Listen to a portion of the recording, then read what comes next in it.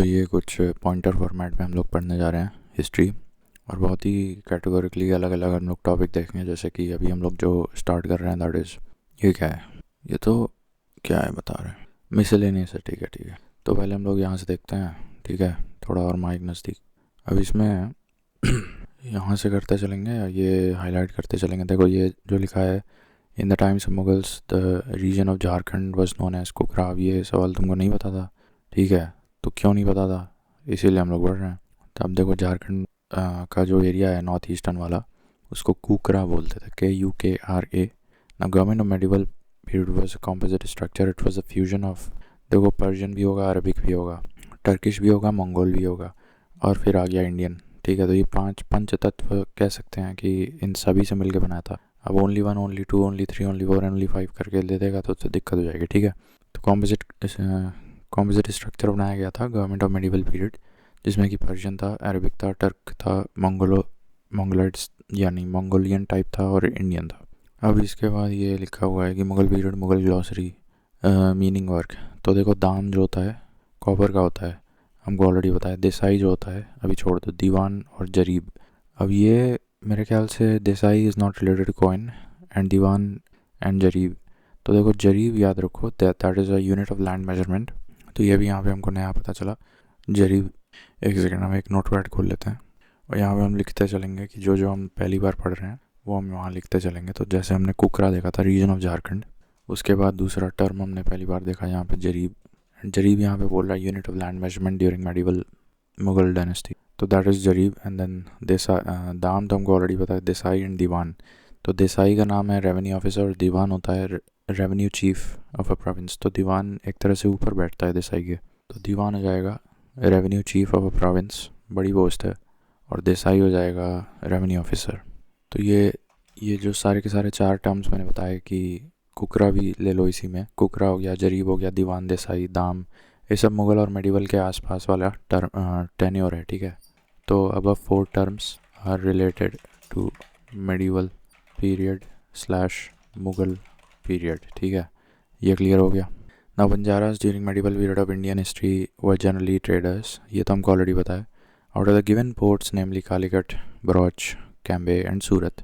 फिर से बता रहे हैं, Calicut, Broach, Cambay and Surat, Calicut, Broach, Cambay and Surat, which is called Babul Mecca. तो ये सूरत वाले को सूरत वाले को बोलते हैं Babul Mecca, because it serves as a gateway of Mecca during the Mughal period. And the tomb of Aurangzeb is situated in Khuldabad. अब ये खुल्लाबाद कहाँ पे है, ये औरंगाबाद महाराष्ट्र में पड़ता है, खुल्लाबाद जिसका नाम अभी हाल ही में बदला गया है। तो the tomb of Aurangzeb is situated in Khuldabad, Aurangabad. Alright, is that true?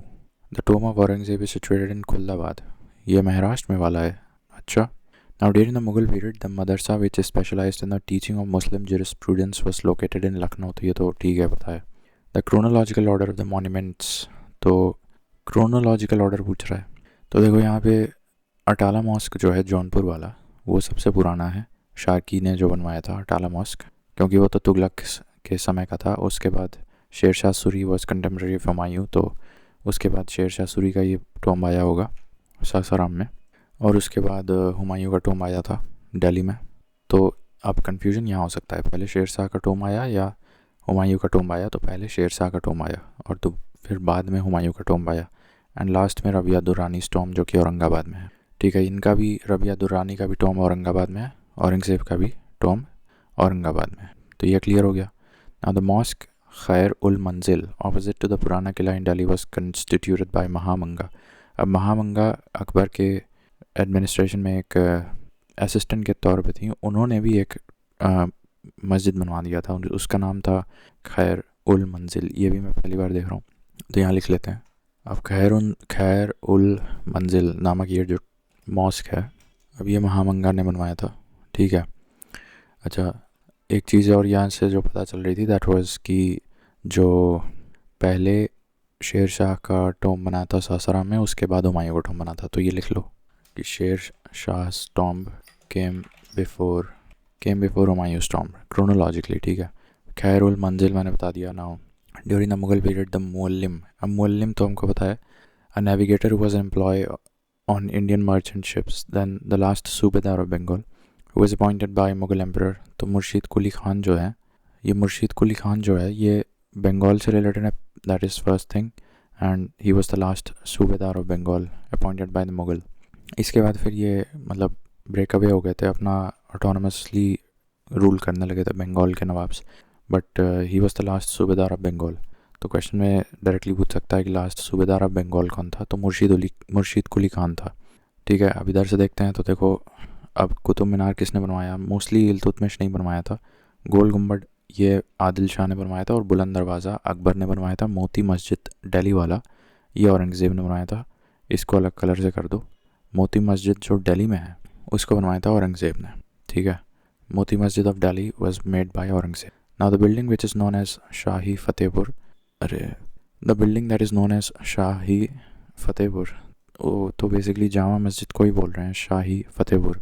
तो शाही फतेहपुर को जामा मस्जिद बोलते हैं. ये भी देख लो, यहाँ पे पहले लिख लो मोती मस्जिद दिल्ली, ये औरंगज़ेब ने बनवाया था. और दूसरी चीज़ Shahi Fatehpur, this is none other than Jama Masjid. उसके बाद फिर ये है battle of Haldighati, battle of Bilgram, battle of Khusro and battle of Khanwa. तो बैटल ऑफ हल्दीघाटी ये तो हमको ऑलरेडी पता है. बैटल ऑफ बिलग्राम ये वही है, कन्नौज है, हुमायूं अगेंस्ट. बिलग्राम को बैटल ऑफ कन्नौज भी बोलते हैं. हुमायूं अगेंस्ट शेर शाह ये भी हमको बताया. एंड रिवोल्ट ऑफ खुसरो, अब मेरे ख्याल से Khusro was the son of he was the son of Jahangir. तो revolt of Khusro was faced by his own father, that is Jahangir. ठीक है. एंड बैटल ऑफ खानवा ये भी शेर शाह और हुमायूं के, नहीं गलत बता दिया. ये खानवा तो बाबर वाला है, Babur against Khanwa, Babur against Rana Sanga, against Rana Sanga. And battle of Balkh तो ये तो शाहजहाँ का ऑलरेडी हमको पता है. तो यहाँ पे एक पिटफॉल हो गया, कन्फ्यूजन था थोड़ा सा. तो रिवोल्ट ऑफ खुसरो तो फेस्ड बाय जहांगीर ये हमको पता है, but battle of Khanwa that was fought by between Babur and Rana Sanga. ठीक है. एंड बैटल ऑफ बल्ख तो शाहजहाँ है. एंड बैटल ऑफ बिलग्राम ये Humayun against Sher Shah. And Haldighati that is Akbar against Rana Pratap. Now the sultan was repeated to be Akbar of Kashmir, तो जैनुल आबिदीन ऑलरेडी स्टार्टेड. अब कुछ terminologies हैं जैसे इक्ता, तो ये दिल्ली सल्तनत के दौरान ये इस्तेमाल होता था. जागीर दैट वाज मुगल. अमारम तो ये विजयनगर, और मुक्कासा ये मराठा के समय लैंड ग्रांट्स के यूनिट्स को बोलते थे. ठीक है. उसके बाद द करेक्ट क्रोनोलॉजिकल ऑर्डर, तो अब ये किताबों का नाम अगर पूछ रहा है तो पद्मिनी ये वही हैं जो मलिक मोहम्मद जयासी ने जिनके ऊपर किताब लिखी थी, चित्तौड़ के राजपूत की वाइफ. तो आई थिंक ये तो कब की बात है, ये 1340 के आसपास की बात है क्या. फिर दुर्गावती ये मेरे ख्याल से गोंडवाना वाला है, वहाँ की रानी थी. और ताराबाई तो I think Tarabai one of the Maratha की, और अहिल्याबाई ये तो होलकर की थी. तो लेटेस्ट जो है वो अहिल्याबाई, ये मुझे इतना पता था. तो उनसे ठीक पहले ताराबाई थी. आई थिंक शी वॉज राजा राम की वाइफ हैं ये. ठीक है. तो ये ताराबाई कुछ ना कुछ औरंगज़ेब के समय से बिलोंग करती हैं, और उसके बाद अहिल्याबाई आई थी. अच्छा, उस और ताराबाई से भी पहले दुर्गावती, मुझे इतना याद आ रहा है कि Durgavati was defeated by Akbar's forces because Akbar had captured Gondwana. तो वो भी 1570s 80s के आसपास हो रहा था. तो उस लिहाज से, और ताराबाई मैंने बताया कि औरंगज़ेब, तो अकबर पहले थे औरंगज़ेब के, तो इसलिए Durgavati will come before Tarabai. And then Ahilyabai की बात करें अगर, तो she belong to the British era, तो फिर इस तरह से जाएगा. ठीक है. और इसमें सबसे पहले पद्मिनी जाएगा. तो पद्मिनी, उसके बाद दुर्गावती अकबर के समय, ताराबाई तुम्हारा राजा राम और मराठास के समय, और अहिल्याबाई मराठा के इनिशियल डेज़ के समय ताराबाई, और अहिल्याबाई मराठास के लास्ट के समय अहिल्याबाई होलकर. ठीक है. फिर अब ये शेर शाह का टोम तो सासाराम में, हुमायूं का दिल्ली में है. ठीक है. हुमायूं का तो दिल्ली में है, इतना आइडिया है हमको. शेर शाह का सासाराम में है. और बीबी का मकबरा ये औरंगाबाद में है. औरंगाबाद में बनवाया था औरंगज़ेब ने. It is poor imitation of Taj Mahal. बुलंद दरवाज़ा तो फतेहपुर सीकरी में है. जहांगीरी महल, अब ध्यान रखना ये आगरा में है, ये कन्फ्यूजन हो सकता है. देखो, जामा मस्जिद अलग चीज़ है जिसका नाम अभी मैंने बताया, क्या नाम है, शाही फतेहपुर, उसका दूसरा नाम है जामा मस्जिद. और यहाँ से टेक अवे वाला पॉइंट है कि Sher Shah tomb is Sasaram, Humayun tomb in Delhi, and Jahangiri Mahal that is in Agra. And Buland Darwaza तो फतेहपुर हाँ सही है, और बीबी का मकबरा औरंगाबाद ये भी सही है. Now with reference to the cultural history of India, the correct statements are Buland Darwaza is constructed using red sandstone along with white marble to decorate it. That is correct. तो यहाँ पे red sandstone एक पकड़ लो और white marble पकड़ लो. इन्हीं का prominent usage था तुम्हारा बुलंद दरवाज़ा में. White marble was used in making Salim Chishti's tomb and not in his kanka. तो सलीम चिश्ती का जो tomb है that is made completely out of white marble. I think that is correct statement. And bricks and lime were used in making Bada Imambada and Rumi Darwaza. तो bricks and lime they were used in making Rumi Darwaza and Bada Imambada. तो that is, ये भी तीनों statements correct हैं. तो यहाँ पे अगर हम कुछ keywords पकड़ लें, जैसे red sandstone है और फिर white marble है. red sandstone हो गया, white marble हो गया, ये तुम्हारा हो गया. किसके साथ जाएगा ये? बुलंद दरवाज़ा. फिर हम पकड़ लें इधर की सलीम चिश्ती tomb, तो ये जाएगा वाइट मार्बल के साथ. और ब्रिक्स एंड लाइम का बताएं तो ये जाएगा रूमी एंड इमामबाड़ा. ठीक है, तो ये नोट डाउन कर लिया. अब ये पेज हो गया, काफ़ी टाइम लग गया इस पेज को करने में. नाउ अब ये देखो बाबर है. अब देखो जामा मस्जिद, अभी मैंने बताया कि there are multiple Jama Masjid, जैसे कि मोती मस्जिद एक जो औरंगज़ेब ने बनवाया है वो दिल्ली में है. ठीक है, तो दिल्ली वाला मोती मस्जिद तुम्हारा कहाँ है? किसने बनवाया था? औरंगज़ेब ने बनवाया था. फिर उसी तरह से जामा मस्जिद दो हैं, एक तुम्हारा दिल्ली में है और एक तुम्हारे यहाँ संभल में है. तो जो संभल वाला है जामा मस्जिद वो तो बाबर ने बनवाया था, लेकिन जो आई थिंक जामा मस्जिद जो आगरा में है, जो आगरा में है कि दिल्ली में है, जामा मस्जिद जो एक आगरा में है वो किसने बनवाया? मेरे ख्याल से शाहजहाँ ने बनवाया. तो एनीवे संभल वाला जामा मस्जिद बाबर ने बनवाया था. और हुमायूं ने दीन पनाह नामक एक नया मेरे ख्याल से कॉन्सेप्ट लेके आए थे, दीन पनाह. जहाँ पनाह तो शहर बस आया था एक नया on the banks of Yamuna, वो किसने बनवाया था? शाहजहाँ ने मेरे ख्याल से. Anyways Din Panah is related to Humayun and then Akbar ने जहांगीरी महल बनवाया था. देखो यहाँ पे अभी हमने देखा था कि नीचे ये जहांगीरी महल जो आगरा में है, जहांगीरी महल ये आगरा में है, ये अकबर ने बनवाया था अपने बेटे के लिए, जहांगीर के लिए. तो ये अकबर ने बनवाया था जहांगीरी महल. और जहांगीर ने क्या बनवाया था? इसने बनवाया था इत्माद-उद-दौलाज़ मौसोलियम. ठीक है, इत्माद-उद-दौलाज़ मौसोलियम जहांगीर ने बनवाया था. तो ये क्लियर हो गया. या जहांगीर के समय बना था, एटलीस्ट इतना पूछेगा क्वेश्चन में. फिर ऊपर देखते हैं. Now Dara Shikoh was buried in Delhi. ये भी याद करने वाली है बात. D for Dara Shikoh, D for Delhi. ठीक है. Now the last sun Indian glory has been used for Prithviraj. I don't think so, ये मुझे गलत लग रहा है. हेमू के लिए था शायद मेरे ख्याल से. The last son of Indian glory, इसको कंफर्म कर लेना, ये पृथ्वीराज को बोल रहा है जिसने गौरी से लड़ाई की थी. या तो ये होगा या फिर तुम्हारा हेमचंद्र होगा जिसने अकबर से लड़ाई की थी. Now Hemchandra Vikramaditya is famous in Indian history as Hemu. ठीक है. Mughals adopted Navroz festival from Zoroastrians. That is correct. Ata Ali Khan was the name of Tansen. And इसके अलावा कुछ बैटल्स हैं और कुछ प्रमुख डेट हैं जिस पे सवाल बनते रहते हैं. तो देखो यहाँ पे बैटल ऑफ तालीकोट 1565 सबको पता है. ठीक है, ये बेसिकली विजयनगर परास्त हो गए, हार गए थे इस बैटल में अगेंस्ट द दक्कनी सल्तनत, जो चारों फोर्सेस मिल के हरा दिए थे विजयनगर को. आदिल शाही, अहमदनगर वाले, ठीक है, बरीद शाही, इमाद शाही वगैरह सब मिल के विजयनगर को हरा दिए थे इन the battle of Talikota 1565. Battle of Kannauj की बात करें so that is 1540. Battle of Kannauj in 1540 and battle of Chausa that is इन 1539. ठीक है. And battle of Chanderi that is 1528. तो ये चंदेरी वाला तो बाबर का है, बाकी चौसा और Kannauj that is related to Humayun. अच्छा, चौसा और कन्नौज में कन्नौज 40 वाला है. ठीक है, और चौसा जो है दैट इज़ 39 वाला है. तो ये क्लियर हो गए 4 battles. Then third battle of Panipat की बात करें तो ये 1761 में है. Second battle of Tarain that is 1192 and death of Akbar that is 1605 and death of Aurangzeb 1707. Haldighati 1576. Battle of Bilgram same as battle of Kannauj 1540. Battle of Khanwa that was the first battle of Babur 1527 and the subsequently 1528 में battle of Chanderi वो भी बाबर का ही है. ठीक है, तो ध्यान रखना कि खानवा is 1527, Bilgram is 1540, battle of Haldi Ghati is Akbar जो 1576 में है. डेथ ऑफ औरंगजेब की बात करें 1707 में है. Death of Akbar is 1605 and second battle of Tarain ये 1192 में है and third battle of Panipat 1761 में है. अब 4 travellers sorry the four foreign invasion are in chronological order. तो सबसे पहले गेंगिस खान का हुआ था, फिर तिमूर का हुआ था जिसमें शॉर्ट ड्यूरेशन के लिए फिर सैयद डायनेस्टी आ गई थी, ठीक है। और फिर नादिर शाह आए थे 1739 में, और अब्दाली आए थे 1761 के आसपास, ठीक है। तो 1761 में अब्दाली आए थे, उसी को हम लोग थर्ड बैटल ऑफ पानीपत भी बोलते हैं। Third battle of Panipat is related to Abdali, लेकिन नादिर शाह जो आए थे उनकी बैटल का नाम अलग ही है, कुछ अलग नाम है, ठीक है। तो फिर से बता दे रहे हैं, पहले गेंगिस खान आए थे, उसके बाद तिमूर आए थे, उसके बाद नादिर शाह पहले आए थे, अब्दाली बाद में आए। नाउ कुछ और डेट्स हैं देख लो, जैसे अब शिवाजी का अंतिम साल था 1680 and grant of charter to the East India company. तो ये कब मिला था इनको, आई थिंक एग्जैक्टली 1600 में मिल गया था charter.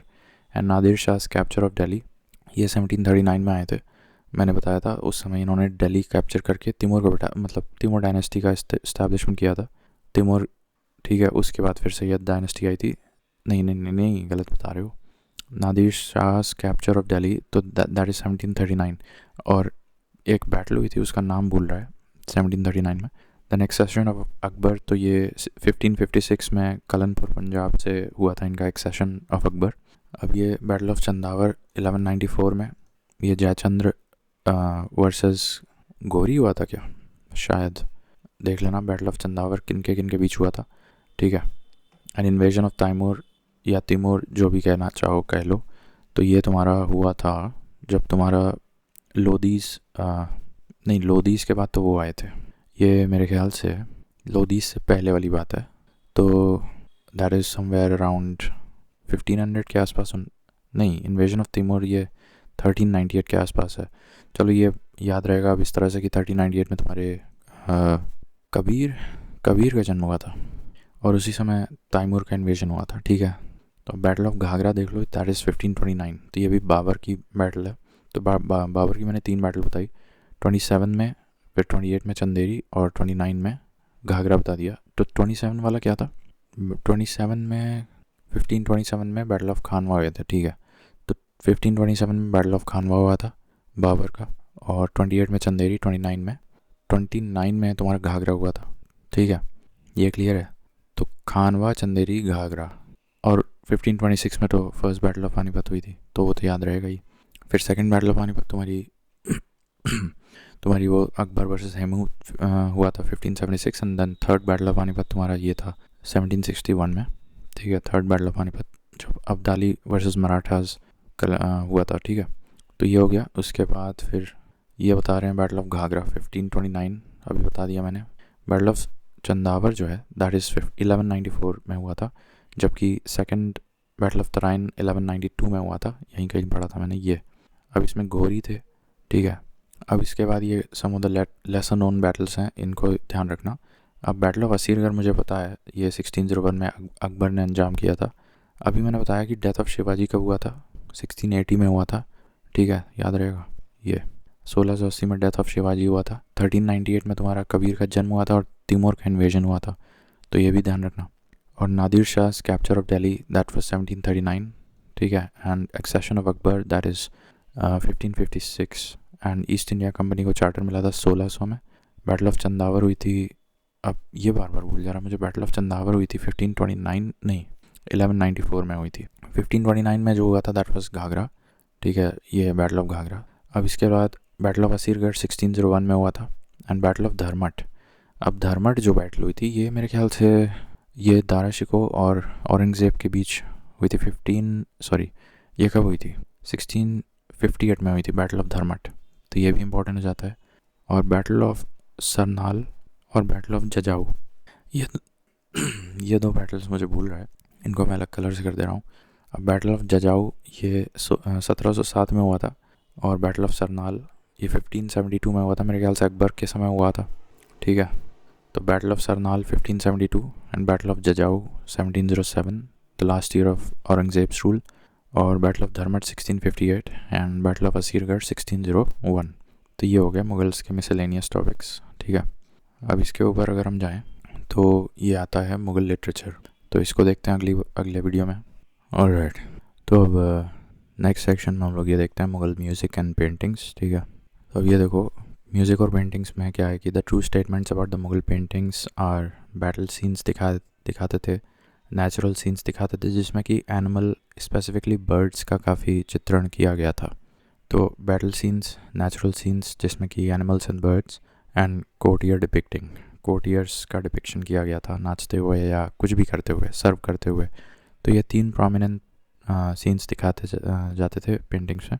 The foundation of Mughal painting was laid down by Humayun. इन्होंने ही सबसे ज़्यादा स्टार्ट किया था, सेटअप किया था हुमायूं ने। Mughal school of paintings formed the spinal cord of the various schools of Indian miniature art. ये बात सही है। Out of the given painting styles namely Pahari की बात करें, Rajasthani, Kangra and Kalighat which was not affected by Mughal painting. तो कालीघटा हमको पता है कि this was predates Mughal painting development and this is indigenous, जबकि पहाड़ी, राजस्थानी और कांगड़ा इन सभी में मुगल पेंटिंग्स का इन्फ्लुएंस था। दास्तान अमीर हमज़ा ये अब्दुस समाद और मीर सैयद अली ने लिखा था। दास्तान अमीर हमज़ा, ठीक है। तो दास्तान अमीर हमज़ा किसने लिखी थी? अब्दुस समाद और मीर सैयद अली ने, ठीक है। द फेमस जहांगीरी पेंटर्स वर, अब जहांगीर के समय कौन पेंटर्स थे? हालांकि the foundation of painting was started by Humayun, लेकिन जो जहांगीर के समय पेंटर्स थे उनके नाम बता सकते हो? तो उनके नाम ऐसे हैं कि आका मुराद है, क्या यहाँ पे देखो, हाँ आका है और मुराद है, ठीक है। आका मुराद मंसूर, मनोहर गोवर्धन, फारूक बेग, ये कुछ मैंने रटे थे जहांगीर के पेंटर्स, और बिशन दास, इतने तो आपको रटे होने चाहिए, ठीक है।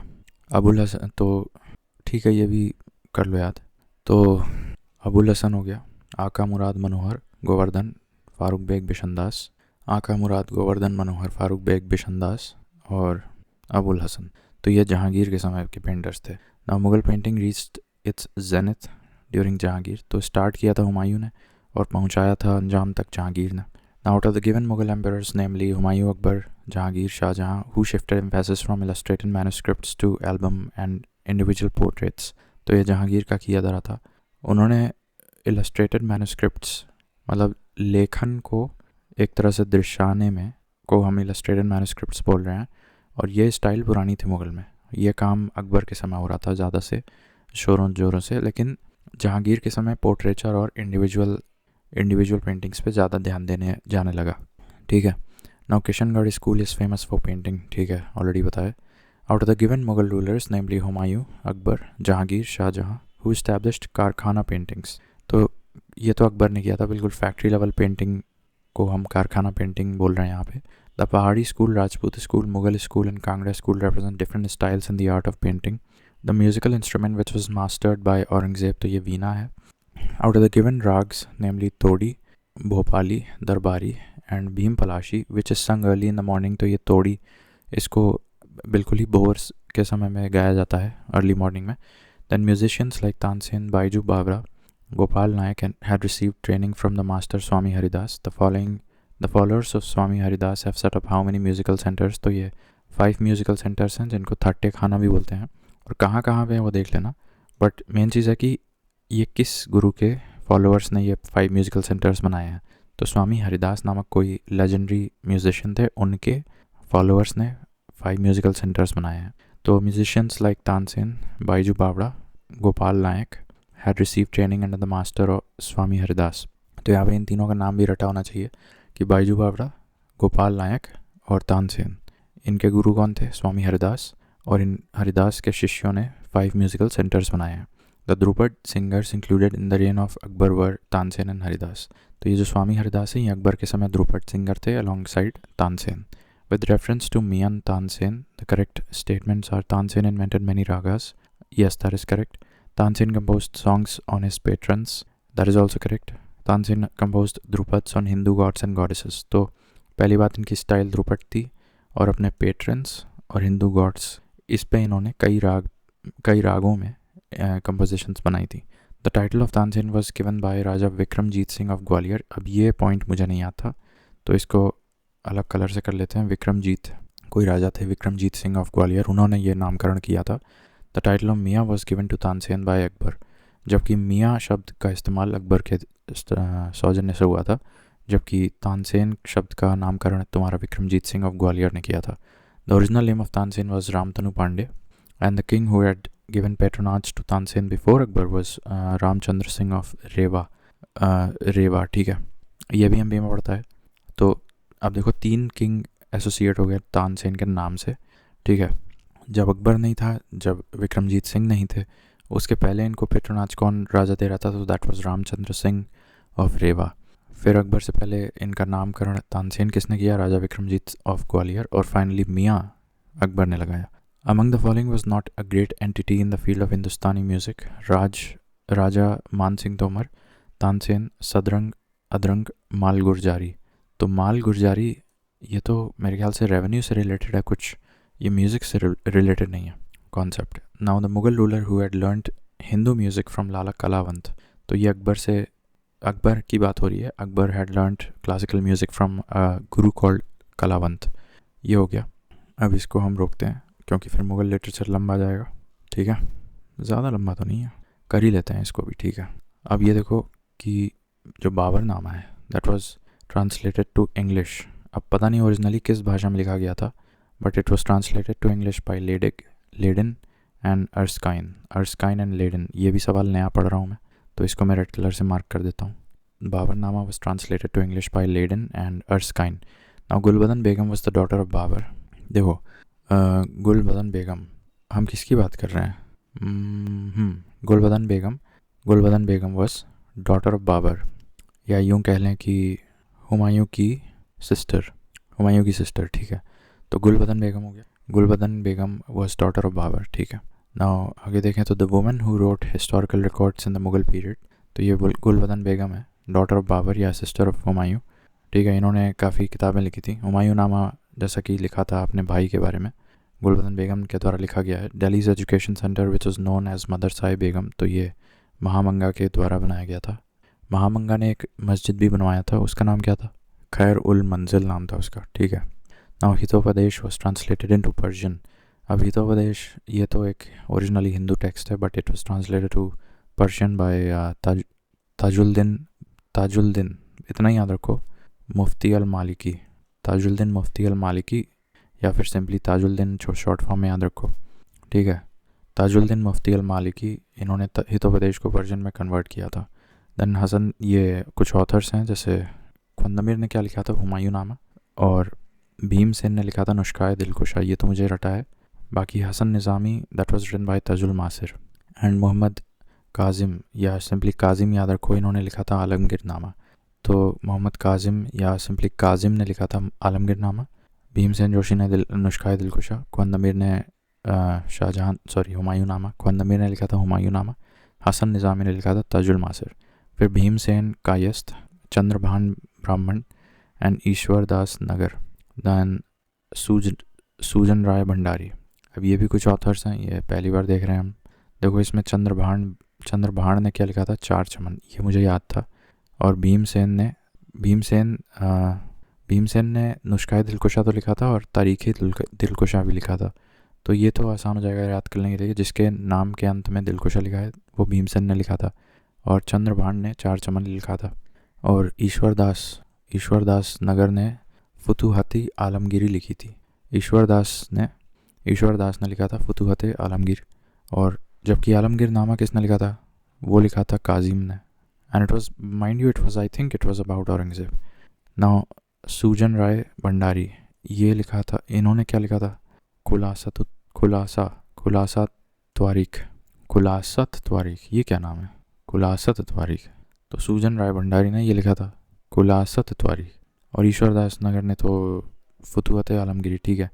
और the given books namely Tabaqat Nasiri, Kitabul Hind, Tahqiq Hind, and Majma ul Bahrain, Sirr Akbar which is authored by Dara Shikoh. तो दारा शिकोह ने क्या लिखा था यहाँ पे, आई थिंक ये Majma ul Bahrain is the book that was written by Dara Shikoh, बाकी किसी और ने लिखा था। तो बस ये याद रखना है, Majma ul Bahrain was written by Dara Shikoh, ठीक है। बाकी किताबुल हिंद, तहकीक हिंद, तबाकत नसीरी, सिर्र अकबर, ये सब अलग लोगों ने लिखा था।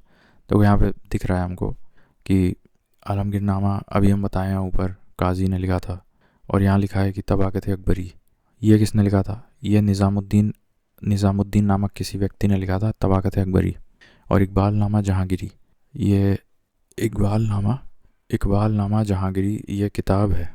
Iqbal Nama Jahangiri that was written by Mutamad Khan, ठीक है, मुइतामाद खान ने लिखी थी इकबाल नामा जहांगीरी। और the given Muslim scholars namely Abul Fazl Faizi, Abdul Rahim Khani Khana and Abdul Qadir Badauni who has given the most significant contribution to Hindi literature. तो हिंदी लिटरेचर में सबसे ज़्यादा कंट्रीब्यूशन किसने दिया है? तो अब देखो यहाँ पे अबुल फजल है, फैज़ी है, अब्दुल रहीम खानी खनन है, इन्होंने दिया है। अब्दुल रहीम खानी खनन ने हिंदी में ज़्यादा ध्यान दिया था, बाकी तो अपने जो कोर्ट लैंग्वेज थी पर्शियन वगैरह उस पर ही लिखा था। अब्दुल रहीम खानी खनन, अबुल फजल फैज़ी, अब्दुल कादिर बदाऊनी, इन लोगों के मुकाबले, बदायूनी हो गया, अबुल फजल हो गया, फैज़ी हो गया, इन लोगों के कंपैरिजन खानी खनन ने हिंदी पे ज़्यादा लेख लिखे थे। अब इसमें देखो ये क्या लिखा है कि मुल्ला दाऊद, ये मैच होगा चंद्रयान से, चंद्रयान, मुल्ला दाऊद चंद्रयान, याद रख लो ना, चंद्रयान, ठीक है, मुल्ला दाऊद चंद्रयान।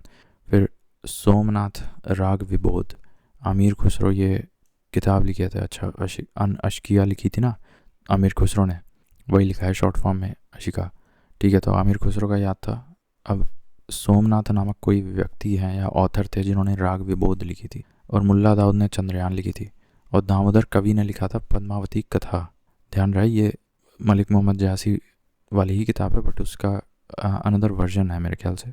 तो अगर पद्मावती कथा पूछेगा तो फिर जाएगा दामोदर कवि। Now in Indian history Abdul Hamid Lahori was an official historian in the reign of Shahjahan. तो ये पूछ सकता है किसके कोर्ट में थे? अब्दुल हामिद लाहौरी ने शाहजहाँ नामा लिखी थी ना, याद रखना। तो अब्दुल हामिद लाहौरी का नाम याद रखना इस तरह से, ठीक है। शाहजहाँ नामा लिखी थी, जबकि तबाकती अकबरी किसने लिखी थी? निज़ामुद्दीन ने। और आलमगीर नामा कोई काजिम थे, ठीक है। और इकबाल नामा जहांगीरी लिखी थी मुइतामाद खान ने, और मजमाउल बयान लिखी थी ताराशिकों ने। और सोमनाथ ने लिखी थी राग विबोध, और मुल्ला दाऊद ने लिखी थी चंद्रयान। ये हो गया द ऑथर ऑफ शाहजहाँ नामा इज़ इनायत खान। मेरे ख्याल है Inayat Khan is different than Abdul Hamid Lahori, ठीक है, माय बैड। अब्दुल हामिद लाहौरी ने, हालांकि कोर्ट में तो थे शाहजहाँ के, but the book Shahjahanama was written by Inayat Khan and not Abdul Hamid Lahori. Anwari Suhali is a translation of Panchatantra, ठीक है। Now Yoga Vasishta was translated into Persian by Nizamuddin Panipati during the reign of Akbar. अब ये नाम याद रखो, निज़ामुद्दीन पानीपति या simply Panipati भी याद रखो कि चल जाएगा। पानीपति है ट्रांसलेटेड योग वशिष्ठ। आई थिंक ये नागार्जुन, पता नहीं किसने लिखा था योग वशिष्ठ, जो जिसने भी लिखा था योग वशिष्ठ, उसको पर्शियन में ट्रांसलेट किया था पानीपति ने। Akbarnama was complete by Abul Fazl in 7 years, ये भी पूछ सकता है।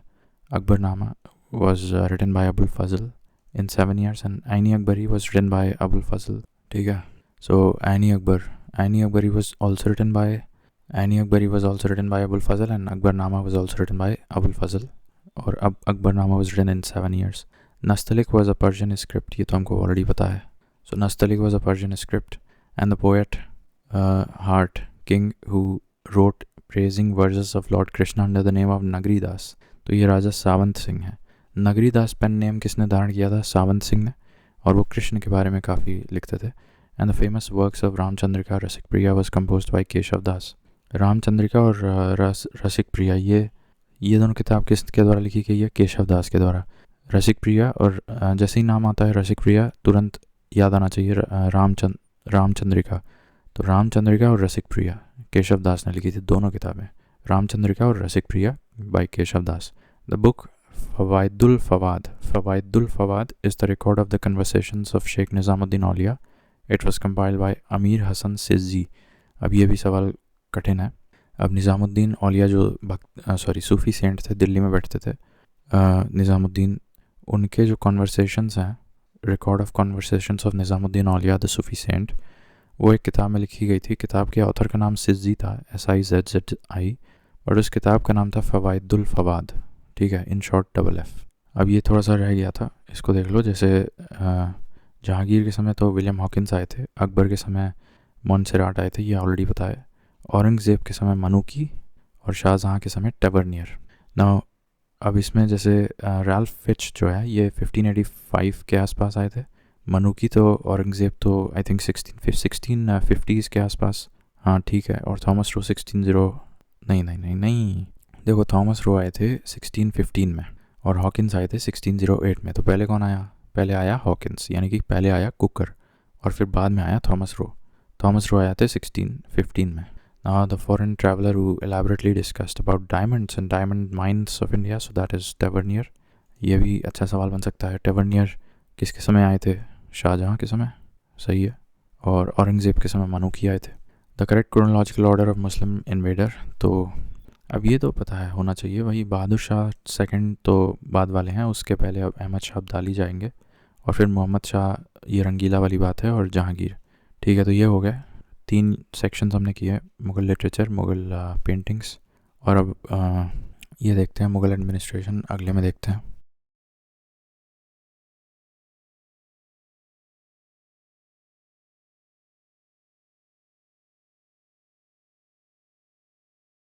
तो अब मुग़ल एडमिनिस्ट्रेशन की बात है।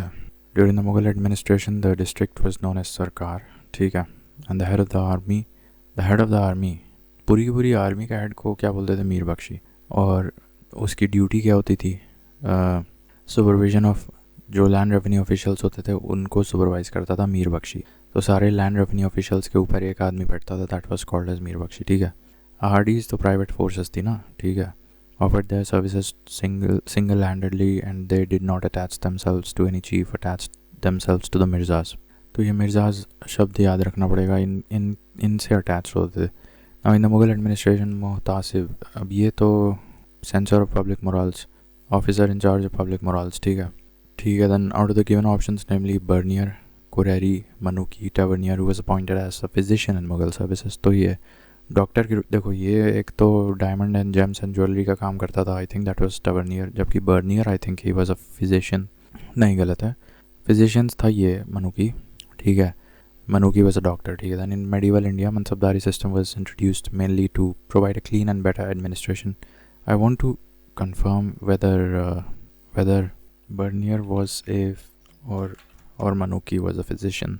तो यही तो बोल रहा है, both Bernier and Manuki were physicians who traveled to India, but Bernier was a French physician while Manuki was an Italian physician who later became a military engineer. And then I think Tavernier was the one who was related with gems and jewelries, ठीक है। तो ये clear हो गया। पिछले कहीं तो देखे थे, अभी कंफर्म कर लेंगे। जेम्स एंड ज्वेलरी में कौन रिलेटेड था? Now in medieval India, Mansabdari system was introduced mainly to provide clean administration. The main characteristics of the Mansabdari was Zat and Mansab designations were granted. अब इसका मतलब तो पता है, Mansabdars were not hereditary officials, there were 3 classes of Mansabdars. ये कितने class होते थे ये पूछ सकता है, एंड ये हेरिडेटरी नहीं होते थे, ध्यान रखना। और ज़ात तो क्लास डिफाइन करती थी और मनसब डेजिग्नेशन था, ठीक है। ज़ात और सवार रैंक होती थी ना, तो ज़ात और सवार रैंक, ठीक है। Now there were 33 categories of mansabdari, लेकिन कैटेगरीज अलग होती है, क्लास अलग होता है। 3 क्लास होता है और 33 कैटेगरीज होती हैं, ध्यान रखना, 3 class and 33 categories. मनसबदारी system was the official nobility of the state started by Akbar. किस ईयर में स्टार्ट किया गया था वो देख लेना। A Mansabdar could be asked to perform any civil or military service in addition to meeting his personal expenses.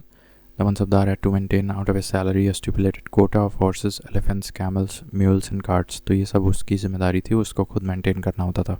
कोई भी सिविल या मिलिट्री टास्क उसको दिया जा सकता था, और he had to maintain out of his salary a stipulated quota of horses, elephants, camels, mules, etc.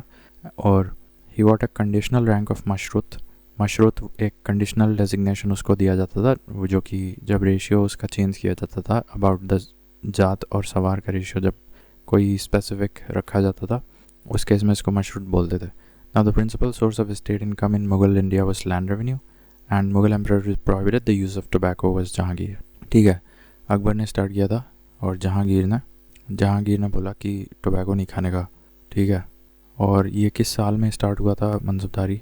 1581। Started in which year? 1571 में, ठीक है। तो ये भी क्लियर हो गया। देन जहांगीर ने प्रोहिबिट किया था टोबैको को, ठीक है। मदद ई मश इंडिकेट्स मुगल एडमिनिस्ट्रेशन। ये वो रेवेन्यू होता है, revenue free land granted to learned persons को, जो पायस होली पर्सनालिटीज़ होते हैं उनको ऐसा ज़मीन का, तो ऐसा कोई ज़मीन का टुकड़ा दे दिया जाता है पायस पर्सनालिटीज़ को जिस पे टैक्स नहीं देना पड़ता है, तो उस ज़मीन को मदद ई मश बोलते हैं। And the term chakla has been used in medieval India. तो ये एक territorial unit between suba and pargana but not identical to sarkar. देखो सरकार मतलब तो होता है डिस्ट्रिक्ट, सूबा होता है प्रोविंस, और Pargana is a group of villages, ठीक है। तो कहीं ना कहीं चकला जो होता है वो सूबा और परगना के बीच में होता है, बट सरकार से भिन्न होता है, ठीक है। तो ऐसा कर सकते हो कि सबसे बड़ा हो गया प्रोविंस सूबा, ये देखो यहाँ लिखा है, उसके बाद सरकार यानी कि डिस्ट्रिक्ट्स, और उसके बाद परगनास यानी कि परगनास को महल्स भी बोलते हैं, ग्रुप ऑफ विलेजेस। तो कहीं ना कहीं सूबा और सरकार और परगना, तो सूबा और परगना के बीच में कहीं चकला आते हैं, ठीक है, बिटवीन सूबा एंड परगना, ठीक है। अब ये कुछ पद हैं जैसे कि वकी नविस तो बताया कि maintain a proper list of main events and farmans, ठीक है। Mushrif looks after the office, और Waqi Navis maintain proper list of main events and farmans. तो एक तरह से कह सकते हैं जो भी गज़ट इशू होते हैं, ऑर्डर्स रिलीज़ किए जाते हैं, उनका प्रॉपर रिकॉर्ड करता है। Proper list of main events and farmans, तो ये वकी नविस का काम है। बाकी मुशरिफ तो simply looks after the office, तो ऑफिस कीपर होता है मुशरिफ। और मुस्तरफ़ी या Mustaufi examines the income expenditure of the state, तो ये मुस्तरफ़ी होता है। और Diwani Tan looks after the jagir and salaries, तो जागीर के रूप में जो सैलरीज़ वगैरह दी जाती हैं, जागीर या फिर सैलरीज़ दी जाती हैं, मुगल्स के समय जागीरदारी प्रेवलेंट था, तो जो उनको सैलरी के रूप में जो जागीर दी जाती थी उसको दीवानी तान देखता था। और मुस्तरफ़ी एक तरह से ऑडिट करता था, examines the income and expenditure of the state. And Mushrif was the office keeper and Waqi Navis was just the record keeper of farmans, royal farmans and main events. अब ये देखो अकबर के कोर्ट में जो दीवान था उसका नाम था Muzaffar Khan. Muzaffar Khan was one of the Diwans, alongside Todarmal भी था। तो मुजफ्फ़र खान याद रखो, मुजफ्फ़र खान वाज अकबर्स दीवान, ठीक है। तो जहांगीर के समय गियास बेग इत्मादुद्दौला ये जहांगीर के समय दीवान थे। गियास बेग, उन पूरा नाम अगर बताएं, Ghiyas Beg Itimaduddaula is one and only one person. Ghiyas Beg Itimaduddaula was Diwan in Jahangir court. Jahangir was the one who prohibited the use of tobacco. और शाहजहाँ के दीवान का नाम था सादुल्ला। औरंगज़ेब के समय असाड खान था। तो सादुल्ला शाहजहाँ का दीवान था और औरंगज़ेब का दीवान का नाम था Asad Khan. Now the correct statements, Akbar like Sher Shah try to regulate the currency of the state and as yes that is correct. And Sher Shah as in Sher Shah's currency the chief copper coin of Akbar's time was called as dam. हाँ, तो दोनों के समय का copper का coin को दाम बोलते थे, और दोनों ने ही रेगुलेट करने की कोशिश की थी करेंसी को। The ruler issued some coins with figures of Ram and Sita and Devanagari legend Ram Siya. अपने सिक्कों पे राम और सिया लिखवाया किसने था देवनागरी स्क्रिप्ट में? तो ही वॉज अकबर, ठीक है। During the Mughal rule the copper coin was called as dam, अभी बता चुके हैं। उसके बाद फिर यहाँ आ जाओ, the meaning of the word batai. Batai is a system of calculating revenue and the canal in Mughal period was constructed by restoring the Rajwah of Firoz Shah. अब ये कोई ऐसा बहुत ही यूनिक सा कनाल है, ठीक है। ये कोई कनाल है which was constructed by restoring the Rajwah of Firoz Shah. अब फिरोज शाह तुगलक के समय कोई ऐसा स्ट्रक्चर आर्किटेक्चर था, बनाया गया था, जिसका नाम था राजा बवाह ऑफ फिरोज शाह। उसको कन्वर्ट करके रीस्ट्रक्चर रेनोवेट करके एक कनाल बना दिया गया था मुग़ल काल में। तो उस कनाल का नाम क्या रखा गया था? उसका नाम था शाहब नहर उसका नाम था। The Mughal empire was originally a military state, that is correct, and the vitality of the development of the central government depended on its military power. Military power पे वाइटैलिटी डिपेंड करनी चाहिए। तो both A and R are true and R is the correct explanation of A, yes that is right. और फिर मैंने बता दिया कि अगर हम सूबा और परगना के बीच में देखें तो चकला होता है, but chakla is distinct than sarkar. Otherwise suba सबसे बड़ा होता है, that is province, and then sarkar is district, and pargana या फिर mahals are group of villages. तो ये हो गया कुछ एडमिनिस्ट्रेशन मुग़ल। इसके बाद हम ऊपर देखें तो इंडिविजुअल लीडर्स का देखेंगे अगले से। हुमायूं और शेर शाह का देखते हैं। So out of the given names viz Kamran, Usman, Askari and Hindal, who was not the brother of Humayun. Usman नहीं था, ठीक है। कामरान, अस्करी और हिंडल तो these were brothers of Humayun, ठीक है। उस्मान नहीं था। Then the correct order of battles fought by Humayun, तो तो वो देवरा बोलते हैं या देवरा, DEBHARA ये भी बोलते हैं। तो देवरा, चौसा, कन्नौज, सिरहिंद, जिसमें लास्ट में सिरहिंद हुई थी। अब इसमें देखो, चौसा 39 में हुई थी, कन्नौज 1540 में हुई थी, सिरहिंद 1555 में हुई थी। देवरा देखना पड़ेगा, देवरा देख लेना कौन से साल में हुई थी और किसके बीच हुई थी। तो ये DCSK निमोनिक याद रख सकते हो, देवरा, चौसा, सिरहिंद और कन्नौज, ये battles fought by Humayun. The two rulers who fought the battle near Kannauj, तो ये 1540 में 17 मई में हुआ था। ये तो शेरशाह और हुमायूं के बीच हुआ था। And Farid later on became Sher Shah, got his education from Jaunpur. अब ये जौनपुर से पढ़े लिखे थे अपना Sher Shah. Out of the given medieval era rulers, namely Balban Khalji, Alauddin Khalji, Ibrahim Lodi and Sher Shah, who was highly educated. Sher Shah got his education from Jaunpur and he was highly educated. The Sultan who at first assumed the title of Hazrat Ala, afterwards Sultan, तो ये शेर शाह सूरी ने अपना उपाधि रखी थी हज़रत आला। Out of the given rulers, namely Akbar, Jahangir, Islam Shah, Sher Shah, who constructed a road from East Bengal to Peshawar, East Bengal से पेशावर तक किसने रोड बनवाई थी जिसका नाम था सड़क-ए-आज़म, तो ये शेर शाह ने सड़क बनवाई थी। And then we have the improvements done by Sher Shah Suri व रेवेन्यू रिफॉर्म्स किए थे इन्होंने, एडमिनिस्ट्रेटिव रिफॉर्म्स किए थे, मिलिट्री रिफॉर्म्स किए थे, करेंसी सिस्टम रिफॉर्म्स किए थे। अब ये दो इंपॉर्टेंट नाम मैं पहली बार देख रहा हूँ, जायत and कुम्पा, who impressed Sher Shah with their valour were associated with the region of Marwar. अब ये भी एक नया सवाल हम देख रहे हैं। तो जायता और कुम्पा, ये ध्यान रखना, ये मारवाड़ इलाके से हैं। And they somehow impressed Sher Shah, Jayata and Kumpa. After the downfall of the Delhi Sultanate, the first ruler who issued gold coins, तो ये हुमायूं था। दिल्ली सल्तनत के बाद अगर किसी ने पहली दफ़ा गोल्ड कॉइन्स लेके आए तो that was Humayun. And Humayun invaded Chunar fort in 1532 and out of the given names that is Shah Begum, Haji Begum, Mumtaz Mahal Begum and Nurun Nisa Begum, who has constructed a mausoleum for her emperor husband Humayun. तो ये मुमताज़ महल नहीं है, ये हाजी बेगम है, ठीक है।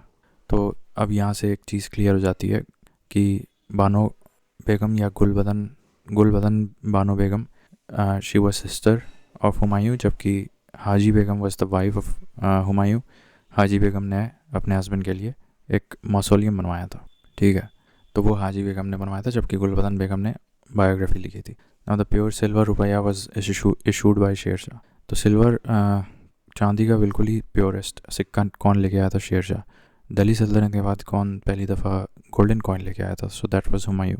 The exchange rate of pure silver रुपया एंड कॉपर दाम, तो 64 कॉपर दाम मिला के 1 सिल्वर रुपया during the Sher Shah rule था इकोनॉमी के समय।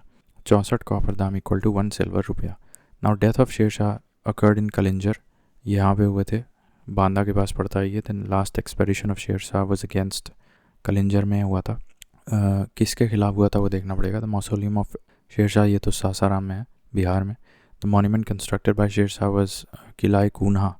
अब Qila Kuhna is one of the rare architectural marvels जो कि मुग़ल ने नहीं बनवाया है, ये शेर शाह ने बनवाया है। किला कून्हा ध्यान रखना, इसको मैं अलग कलर से मार्क कर दे रहा हूँ। Qila Kuhna was built by Sher Shah in Delhi, ठीक है। ये built mosque Qila Kuhna inside the Purana Qila of Delhi, तो ये शेर शाह ने बनवाया था और ये पुराना किला के कैंपस के अंतर्गत बनाया था। Building of the Purana Qila was constructed in Delhi by Sher Shah as well as Humayun, दोनों मिलकर बनाए थे। तो पुराना किला किसने बनवाया था? तो ये हुमायूं ने बनवाया था।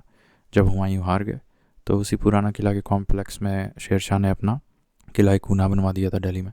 लेकिन जब तक हुमायूं जिंदा थे तो पुराना किला किसने बनवाया था? तो हुमायूं ने। तो सवाल में अगर दोनों आएगा तो शेर शाह एंड हुमायूं दोनों जाएंगे पुराना किला कंस्ट्रक्शन के या विस्तार के लिए। The medieval ruler introduce the system of पट्टा इन कबूलियत, तो ये शेर शाह लेके आए थे और ये पेजेंट के लिए लाभदायक साबित हुए। The successor of Sher Shah कौन थे? तो ये इस्लाम शाह थे, ये भी नया फैक्ट है। शेर शाह के सक्सेसर का नाम इस्लाम शाह था। और the ruler who divided his troops into units of 200, 250 and 500, तो 200 फिर 250, तो 200 की संख्या फिर 250 की संख्या और फिर 500 की संख्या, इस प्रकार से अपने कंटिंजेंट बनाता था ये। तो ये कौन सा रूलर था? ऑफ कोर्स ये शेर शाह था। Now I would have lost the empire just for a handful of millet, ये स्टेटमेंट शेर शाह के द्वारा था जब वो लड़े थे किसी आई थिंक बैटल ऑफ समेल, किसी तो राजपूत से लड़े थे वो, With respect to Sher Shah Suri, following statement is correct. He was the architect of the brilliant administrative system. हाँ तो ये सही है, तो ये हो गया ख़त्म. अच्छा ये देख लेना कि I would have lost the empire just for a handful grains of millet. Sher Shah made this statement for which have lost for millet was statement made by Sher Shah for which ruler.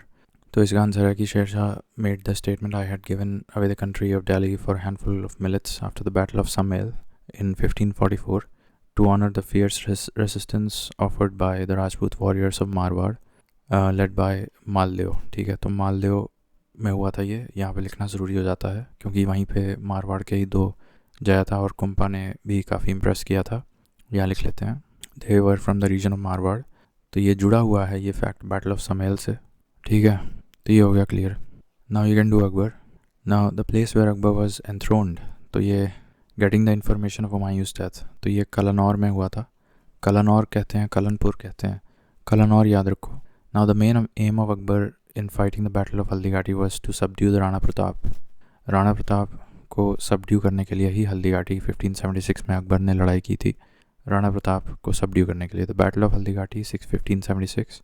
अब ये the commander of Rana Pratap's army, इसमें हाकिम थे कोई हाकिम खान सूर, तो इनका नाम इंपॉर्टेंट है. हाकिम याद रखो बस. बैटल ऑफ हल्दीघाटी में राणा प्रताप को सबड्यू करने के लिए उनकी तरफ से हाकिम खान आए थे. The first matrimonial alliance with the Rajputs was established by Akbar with the house of Kachhwahas. The mausoleum of Chishti saint that was visited by Akbar most. तो ये मोइनुद्दीन चिश्ती की जो दरगाह थी, यहाँ पे सबसे ज़्यादा बार अकबर विजिट किए थे. Out of the given names, Adab Khan, Bairam Khan, Baz Bahadur, Pir Muhammad, who was personally killed by Akbar. तो ये बैरम खान नहीं थे, आदम खान थे. आई थिंक ये महामंगा के बेटे थे, Adam Khan. The state of Rajputana who did not accept the supremacy of Akbar willingly, तो ये मेवाड़ थे. अब जैसे हमने बताया कि बैटल ऑफ हल्दीघाटी उसी से जुड़ी हुई है, जहाँ मेवाड़ की तरफ से राणा प्रताप ऑफ मेवाड़ जो थे उनकी तरफ से जो आए थे हाकिम खान, जबकि मारवाड़ में चैलेंज जो दिया था दैट वाज रिलेटेड टू जाया एंड कुंपा, शेर शाह के से लड़ाई हुई थी. जबकि मेवाड़ में बैटल ऑफ हल्दीघाटी की तरफ से हाकिम खान आए थे, commander of Rana Pratap army in the battle of Haldighati Hakim Khan आए थे. तो the state of Rajputana Mewar did not accept the supremacy of Akbar willingly. Now the Rajput ruler who continued his struggle for independence against Mughals and did not surrender, तो ये Chandrasen of Marwar. तो एक ये मारवाड़ के हैं चंद्रसेन और एक राणा प्रताप ऑफ मेवाड़. तो दोनों जगह के हैं, मारवाड़ के भी और मेवाड़ के भी. मारवाड़ में तुम्हारे चंद्रसेन हैं और मेवाड़ के राणा प्रताप हैं. ठीक है. Now Durgavati who fought against Akbar was the queen of मांडला. मांडला कह लो या गोंडवाना कह लो, दुर्गावती वाज क्वीन ऑफ मांडला. अब मांडला कहाँ पड़ता है? गोंडवाना वाले रीजन में है, कहीं पे देख लेना.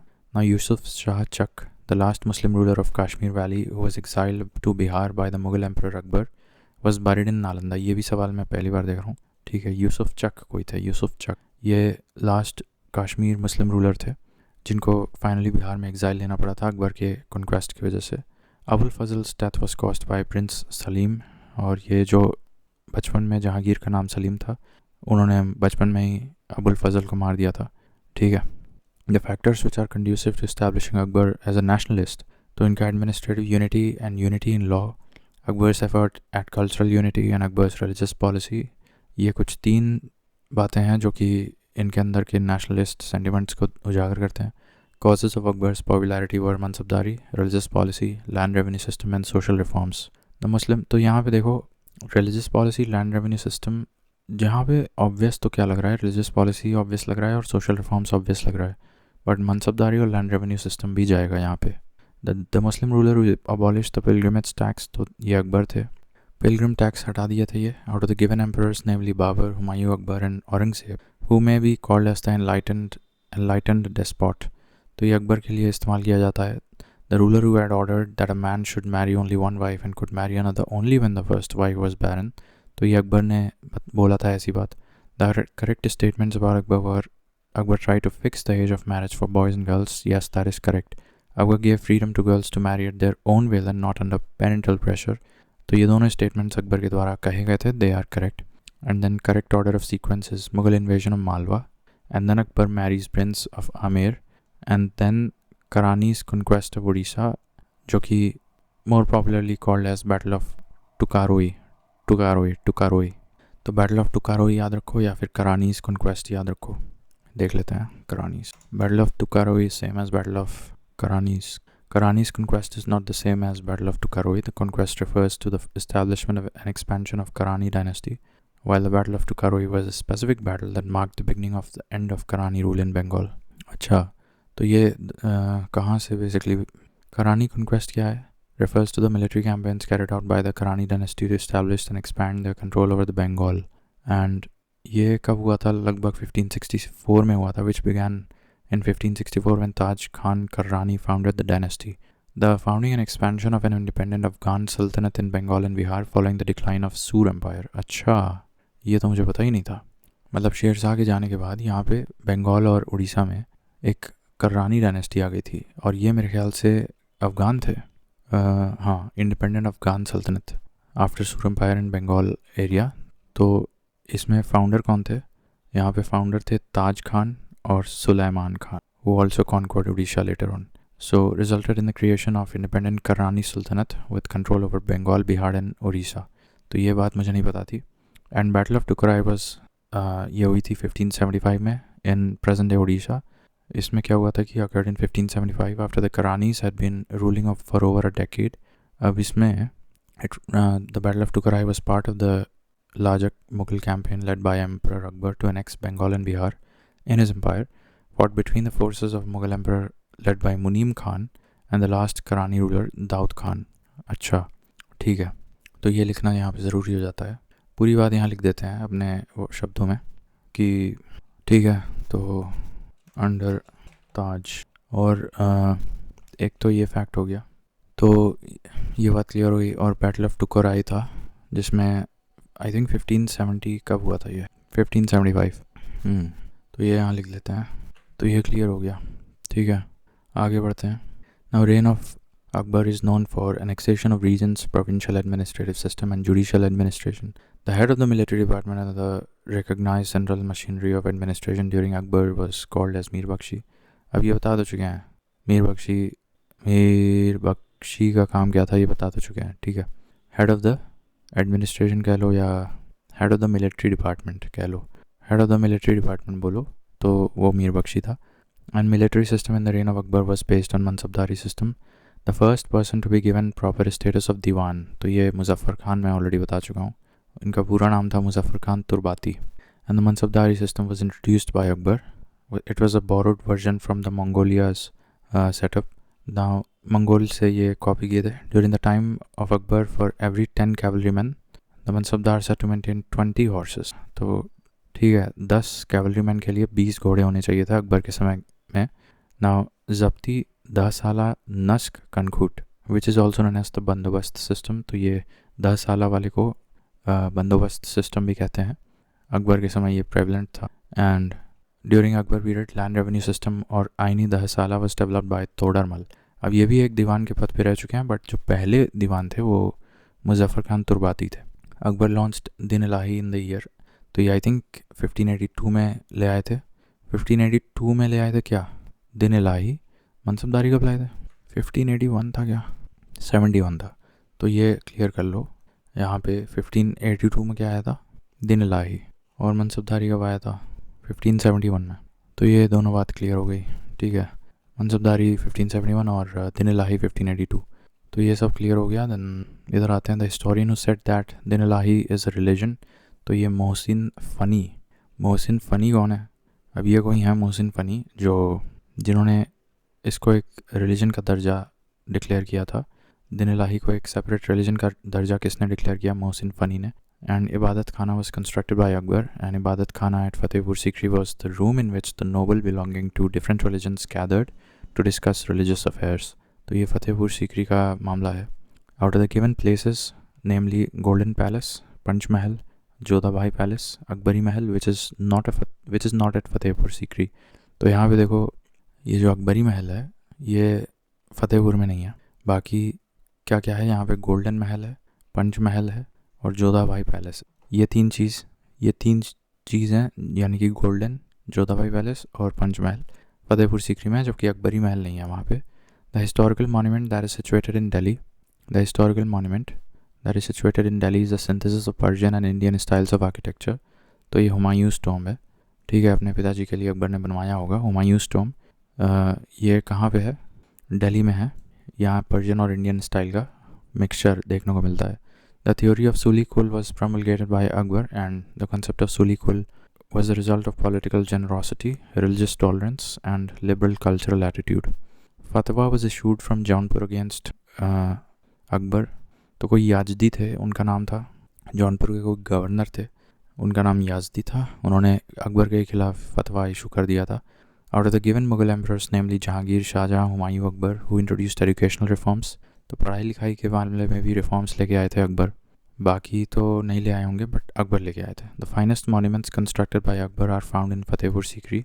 The monument which is build by Akbar and architected by Buddhist monastery is Panchmahal. अब ये जो मैंने बताया कि गोल्डन महल, पंचमहल और जोधाबाई पैलेस, ये तीन चीज़ तुम्हें फतेहपुर सीकरी में देखने को मिलेगा। उसमें से जो ये पंचमहल है ये बुद्धिस्ट पगोड़ा स्टाइल में बनाया गया है।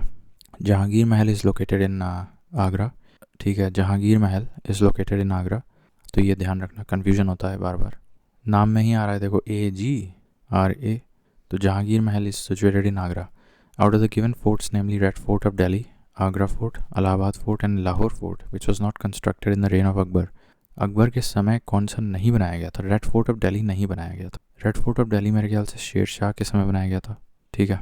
अब ये देख लो क्या है, इस पर सवाल आया था। तो देखो बाबर का काबुल में है, ठीक है, बाबर का टोम काबुल में है, जबकि हुमायूं नहीं है यहाँ पे। हुमायूं का तुम्हारा दिल्ली में है, अकबर का सिकंदरा में है, जहांगीर का लाहौर में है, जहांगीर का लाहौर में है, और औरंगज़ेब का खुल्लाबाद में है, शाहजहाँ का आगरा में है। तो शाहजहाँ का आगरा में है, जहांगीर का लाहौर में है, और बाबर का काबुल में है, बाबर का काबुल में है, और औरंगज़ेब का खुल्लाबाद में है, ठीक है। तो शायद मैंने गलत कर दिया, ये सवाल आया था। औरंगज़ेब का जो है खुल्लाबाद में है, शाहजहाँ का आगरा में है, जहांगीर का लाहौर में है, अकबर का सिकंदरा में है, बाबर का काबुल में है। Now the translation of Mahabharata into Persian in the time of Akbar was carried out by, अब ये मल्टीपल लोग हैं, हम फैज़ी हैं, फैज़ी के साथ दो नाम याद रख लो, एक बदायूनी और एक नकाब खान या नकीब खान एट्सेट्रा। कई लोग हैं वैसे, इनके अलावा भी और कई लोग हैं। तो नकीब खान, बदायूनी और Faizi. Out of the given persons namely Abdul Qadir, Badayuni, Abul Fazl, Nizamuddin Ahmad, Shaikh Mubarak, who translated the Mahabharata into Persian. तो अब बदायूनी जाएगा यहाँ पे, और बदायूनी जाएगा, हाँ यही है बस, बदायूनी, फैज़ी और नकीब खान, तीन लोगों के नाम याद रखो जो महाभारत को पर्शियन में ट्रांसलेट किए थे, ठीक है। और उसका नाम क्या रखा गया था? रज़्मनामा। तो रज़्मनामा नाम याद रखो। The person who translated the Ramayana into Persian language, अब ये भी वही है, in accordance with the wishes of Akbar. तो ये इन्होंने महाभारत भी किया था along with Faizi and Naqib Khan, Badayuni. तो बदायूनी ने महाभारत किया था, रज़्मनामा और रामायण को भी कर दिया इन्होंने। फिर तबाकती अकबरी, ये तो निज़ामुद्दीन अहमद ने लिखी थी।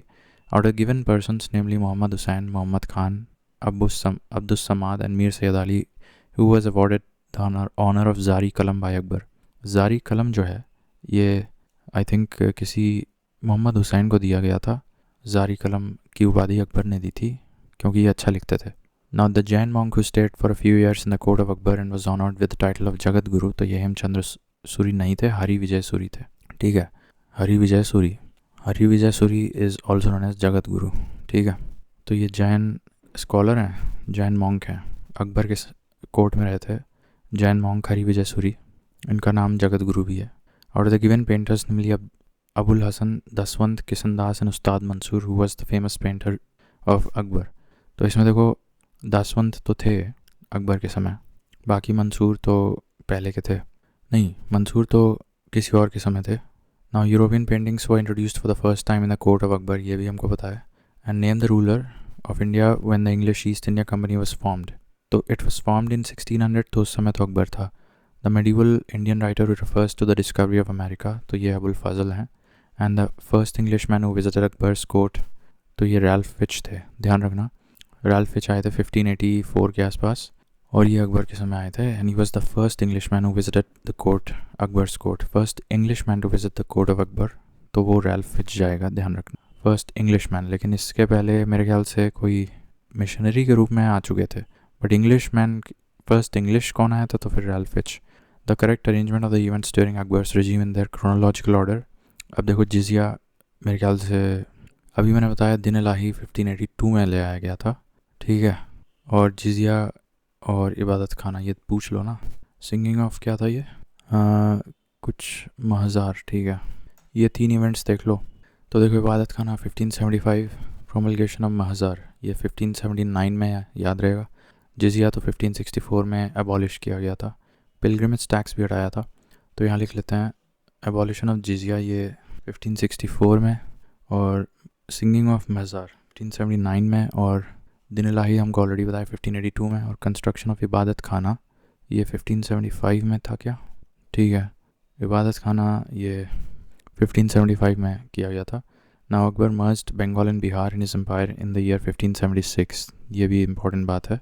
इस वर्ष में जब हल्दी घाटी वाला हुआ था तो बंगाल और बिहार मिल गए थे, क्योंकि वो करानीज और टुकोराई बैटल हुआ था। तो उसके पश्चात 1576 में बंगाल और बिहार तो अकबर के एम्पायर में मर्ज होना तय था। अगले में जहांगीर से देखते हैं। तो अभी क्या क्या किया है, हमने अकबर देख लिया, और आई थिंक इसके ऊपर हुमायूं एंड शेर शाह देख लिया। अब जहांगीर देख लेंगे। ऑलराइट, तो जहांगीर से करना है। देखो सी इस्पा और 2 इस्पा ये 2 सिस्टम्स निकाले गए थे, ये जहांगीर के द्वारा निकाले गए थे। और क्या मतलब होता है द ट्रू स्टेटमेंट्स, सी इस्पा 2 इस्पे का वो देख लेना। The true statements about the Mughal mansabdari system are zat and sawar ranks were grant and there were 3 categories of mansabdars. 3 categories, 3 categories थे और 3 क्लासेस थे और 33 कैटेगरीज थी। बार बार बता रहे हैं, भूलना मत। सी इस्पा और 2 इस्पा तो ये जहांगीर ने स्टार्ट किया था, ये यहाँ लिखा हुआ है 2 इस्पा और सी इस्पा, ठीक है। और क्या है, और the reign of the emperor in which the treaty of Chittor was signed between Mughal and Rana of Mewar. तो मोटा मोटा बस ऐसे भी देख सकते हो, ट्रीटी ऑफ चित्तौड़। अब ये राणा ऑफ मेवाड़ और मुगल, राणा ऑफ मेवाड़ और मुगल, राणा ऑफ मेवाड़ और मुगल के बीच साइन की गई थी treaty of Chittor. So that is Jahangir के समय हुआ था ये।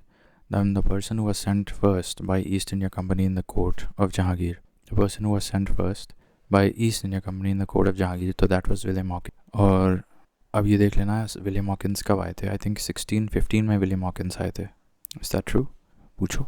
जहांगीर कोर्ट इन 1608 में आए थे ये भाई विलियम हॉकिंस। पहले क्या आया था, कुकर आया था, इस तरह से याद रखो, ठीक है। तो कुकर आया था, तो वो 1608 में जाएगा। And the first ambassador sent by British Kings James I to the court of Jahangir, तो ये थॉमस रो थे, और ये 1615 में आए थे। अब देखो ये सेंट फर्स्ट बाय, अब देखो ये कौन भेज रहा है इस पर डिपेंड करता है। अगर ये ऐसी आएगा तो फिर वो हॉकिंस को भेजा था, लेकिन अगर रॉयल बैकिंग के द्वारा यानी कि जेम्स वन के द्वारा भेजा जाने वाला पूछेगा तो फिर वो थॉमस रो आएगा, और वो आया था 1615 में, ठीक है। Now during the time of Mughal emperor sir Thomas Roe came to India. तो ये जहांगीर के समय तो दोनों आए थे, बट एक ईस्ट इंडिया कंपनी के द्वारा भेजा गया था और एक किंग जेम्स वन के द्वारा भेजा गया था। Now Mughal emperor Jahangir gave the title English Khan. English Khan किसको दिया गया था, आई थिंक ये विलियम हॉकिंस को ही दिया गया था 1608 वाले को, और थॉमस रो 1615 में आया था। And Thomas Roe was received in audience by Jahangir at Ajmer. अब इनके साथ ये एक बड़ी बढ़िया बात हो गई, इनको अजमेर में पब्लिक गैदरिंग के द्वारा मतलब नवाज दिया गया था इसे। Thomas Roe received in audience by Jahangir, कहाँ पे, राजस्थान में अजमेर नामक जगह है ना, वहाँ पे। Now the British ambassador came behind Jahangir from Ajmer to Mandu. तो ये वही बात है कि फिर अजमेर से लेके मांडू तक ये चलते गए, अजमेर से लेके मांडू तक चलते गए। तो ये वही थे थॉमस रो, और ये वो थे जिनको जेम्स वन ने भेजा था, रॉयल बैकिंग के साथ भेजा था। तो अजमेर में पब्लिक ऑडियंस के द्वारा स्वीकार किया गया था इनको। 1615 की बात है। Now we see Dutch traveller who was given a very valuable account of reign of Jahangir. तो वो फ्रांसिस्को नाम से कोई थे, पेलसाइट, ठीक है। फ्रांसिस्को पेलसाइट ये डच ट्रैवलर थे, इन्होंने जहांगीर के बारे में काफ़ी अकाउंट दिया था, ठीक है। Now India the Mughal emperors who have no mausoleum in India, India में जिनका नहीं है, तो देखो बाबर का नहीं है, ये कहाँ गया, ये है ना, बाबर का नहीं है, जहांगीर का भी नहीं है। जहांगीर का लाहौर में है, बाबर का काबुल में है। और बहादुर शाह ज़फ़र का भी नहीं है। तो एक ये फैक्ट यहाँ से नया पता चलता है, इसको अलग कलर से करो। बहादुर शाह ज़फ़र का नहीं है, इंडिया में नहीं है। और जहांगीर वॉज बरीड इन लाहौर, तो बताया Mughal painting reached it's zenith.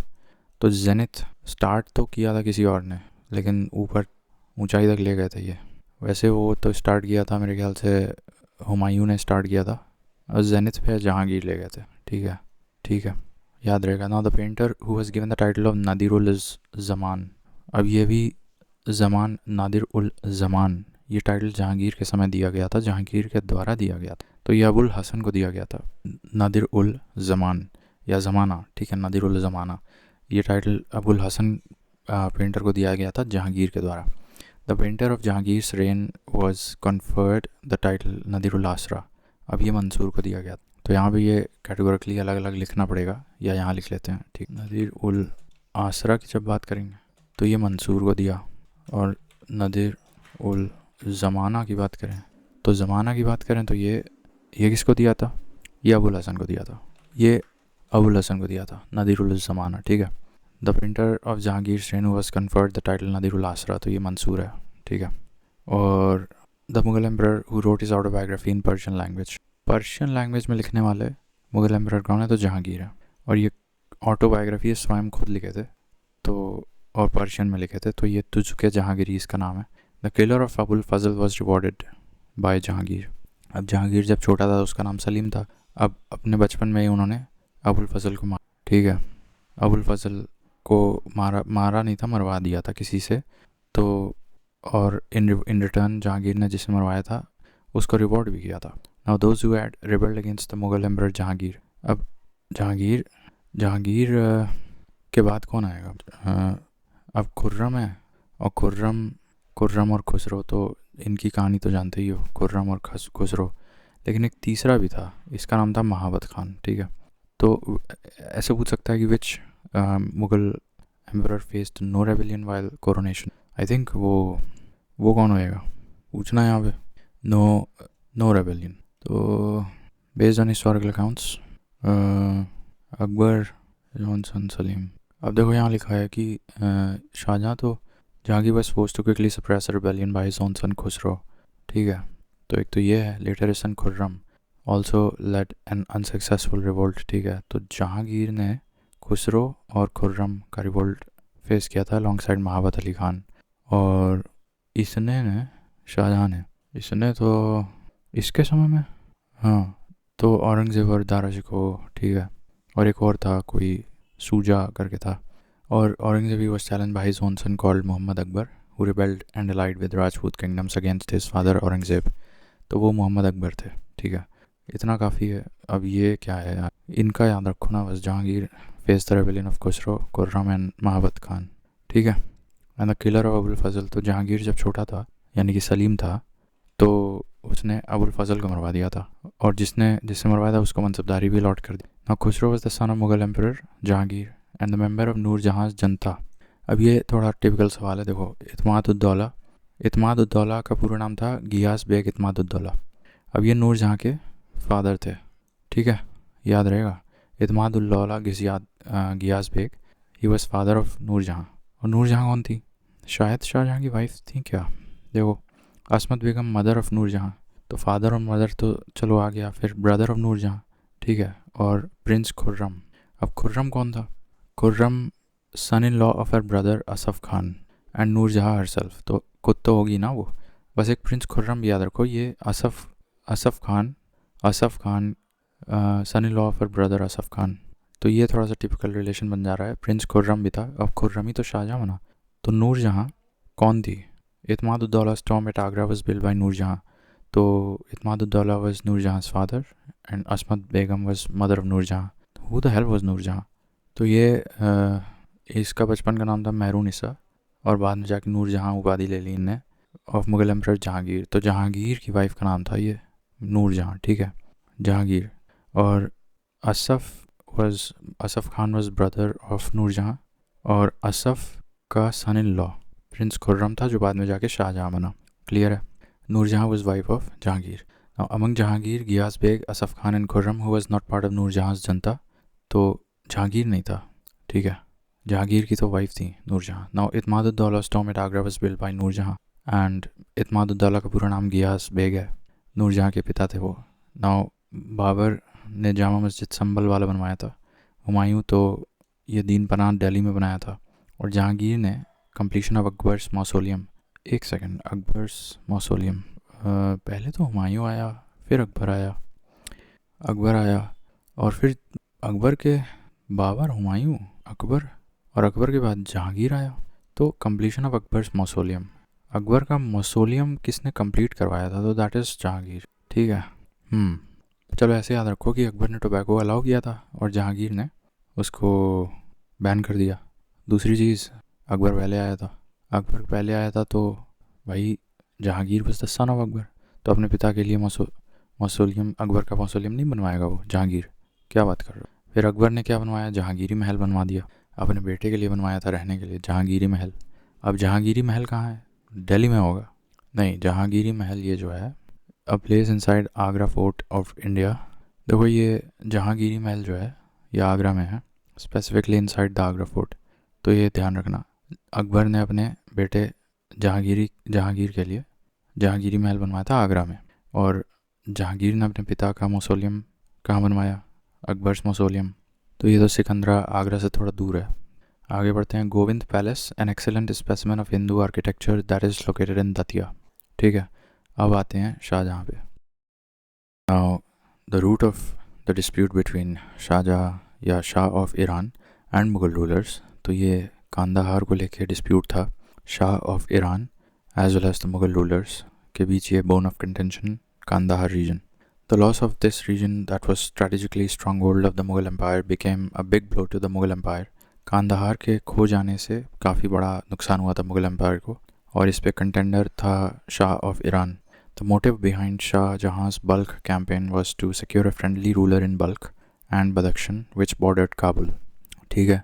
Now the person who had led a deputation of Banaras Pandits before the Mughal emperor to seek abolition of pilgrim tax on Banaras and Allahabad. तो ये कविंद्राचार्य नामक कोई हैं जिन्होंने deputation लेके गए थे मुगल एम्पायर के पास लेके गए थे. कविंद्राचार्य नामक कोई ये थे. And Mughal ruler who patronised Kavindracharya Saraswati of Banaras, a great scholar of Sanskrit and Hindi, was Shahjahan. तो अब ये कविंद्राचार्य बाद में चल के शाहजहाँ के कोर्ट से बिलोंग करने लगे थे. He was a great scholar of Sanskrit and Hindi. तो फिर से बता दे रहे हैं. Kavindracharya was the person who led a deputation of Banaras pandits before the Mughal emperor to seek the abolition of pilgrim tax during visiting of Banaras and Allahabad. And the motive behind Shah Jahan's Balkh campaign was to secure a friendly leader in Balkh and Badakhshan, which bordered Kabul. The poet who was the poet laureate of Shah Jahan's reign. तो शाहजहाँ के समय poet laureate की उपाधि किसको मिली थी? कलीम. और इनका असली नाम था अबुल जाली. ठीक है. तो ऐसे याद रख सकते हैं कि Shahjahan was more of a buildings oriented person. ज़्यादा बिल्डिंग में इंटरेस्ट था इनको. इनके समय में एक पेंटर भी था. पेंटर नहीं, पोएट था. और इस पोएट का नाम था जाली ZALIH या कलीम भी बोलते हैं इनको. पोएट लॉरिएट की उपाधि दी थी. The actual name of Mumtaz Mahal was. अब ये मुमताज़ महल कौन थे? अंजुमन बानो बेगम. आई थिंक हाजी बेगम तो वाइफ थी, गुलबदन बेगम सिस्टर थी. अब ये अंजुमन बानो बेगम कौन आ गई भाई? अंजुमन बानो बेगम कौन थी भाई? The birth name of Mumtaz Mahal, the favourite wife of Mughal emperor Shahjahan. तो ये वाइफ ही तो थी मुमताज़ महल. ठीक है. Anjuman Bano Begum same as Begum. हाँ वही हैं. So what is the other name of Anjuman Bano Begum? Mumtaz Mahal बोल सकते हैं या Mumtaz Mahal was born as Anjuman Bano Begum. Anjuman Bano Begum and Haji Begum not the same person, they were two. ये मुमताज़ महल है तो हाजी बेगम कौन है? हाजी बेगम अब ये बता रहा है कि first wife and chief consort of the Humayun. एक सेकंड. अच्छा, हुमायूं सिस्टर के बारे में बात हो रही थी. ठीक है. और नूरजहाँ तो जहांगीर की वाइफ थी जिसका बचपन का नाम मेहरुनिसा था. ठीक है. अब क्लियर हो गया. नूरजहाँ का क्लियर हो गया. हुमायूं की वाइफ का नाम था गुलबदन बानो बेगम और सिस्टर का नाम था हाजी बेगम. नहीं, हाजी बेगम was the first wife of Humayun. Gulbadan Bano बेगम ये कौन थी? आई थिंक गुलबदन बानो बेगम. अब ये जो है डॉटर ऑफ बाबर थी, यानी कि हुमायूं की सिस्टर हो जाएंगी, ठीक है। और हुमायूं की वाइफ का नाम था हाजी बेगम, ठीक है।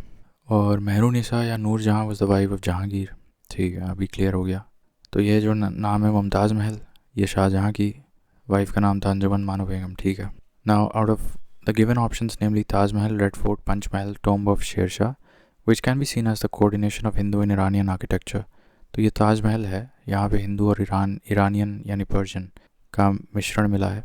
बाकी पंच महल कहाँ पे है? फतेहपुर में है। रेड फोर्ट शेर शाह वाला दिल्ली में है। और टॉम्ब ऑफ शेर शाह तो वो तो अफगान हो जाएगा ना। The famous Jama Masjid of Delhi, अभी जामा मस्जिद ऑफ दिल्ली ये अलग है, ये बनाया गया था शाहजहाँ के द्वारा। The Mughal emperor who shifted the capital of the empire from Agra to Delhi, तो ये शाहजहाँ थे। शाहजहाँ ने ही कैपिटल शिफ्ट की, शाहजहाँ ने ही जामा मस्जिद ऑफ दिल्ली बनाया था। जामा मस्जिद एक संभल में भी है, वो औरंगज़ेब ने बनवाया था।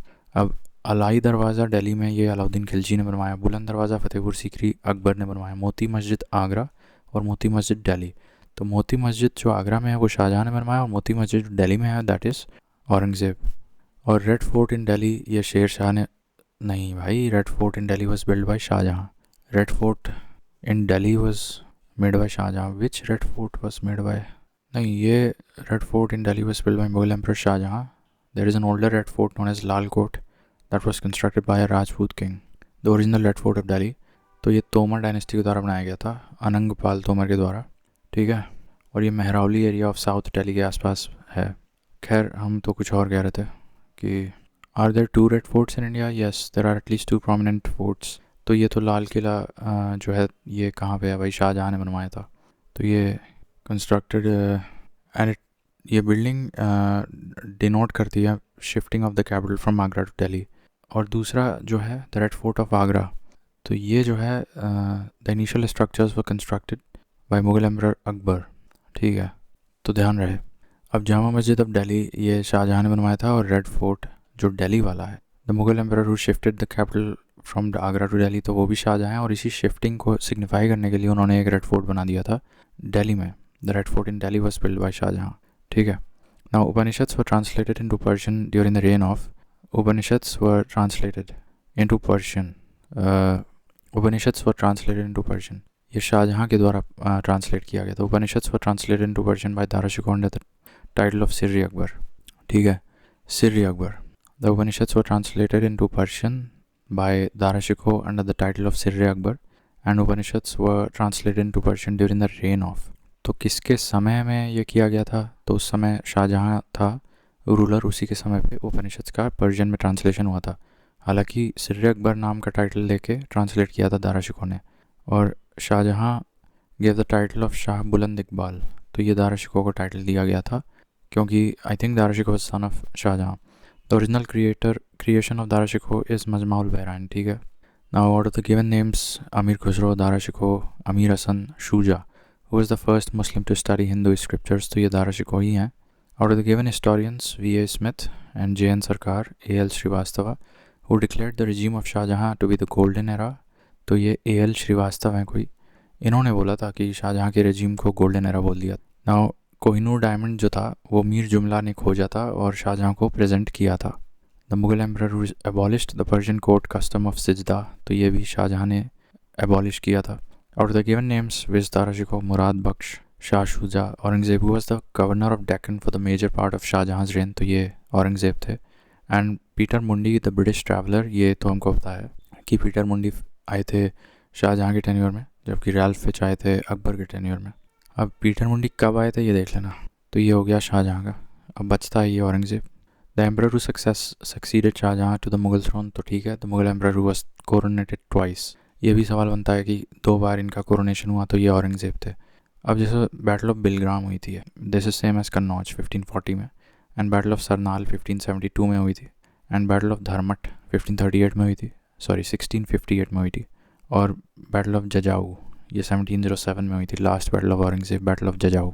जजाऊ वाला 1707 में हुआ था, जबकि धर्मट वाला 1658 between Aurangzeb and his brother Dara Shikoh. Correct chronological order of battles बताएं तो डिफीट ऑफ शुजा, तो ये फरवरी 1658 में हुआ था, जबकि ठीक है 1-2 महीने बाद धर्मट में दारा शिकोह को भी हरा दिया। तो ये दोनों भाई थे औरंगज़ेब के, एक शुजा और एक दारा शिकोह। शुजा को हराया फरवरी 1658 में बनारस में, और दारा शिकोह को हराया धर्मट की बैटल में 1658 अप्रैल में। तो पहले किसको हराया? शुजा को हराया। फिर समूहगढ़ ये भी 1658 में मई में हुई थी समर्स में, और फिर दियोराई ये 1659 में हुई थी। तो ये चारों बैटल्स बहुत इंपॉर्टेंट है, ये लिख लेते हैं।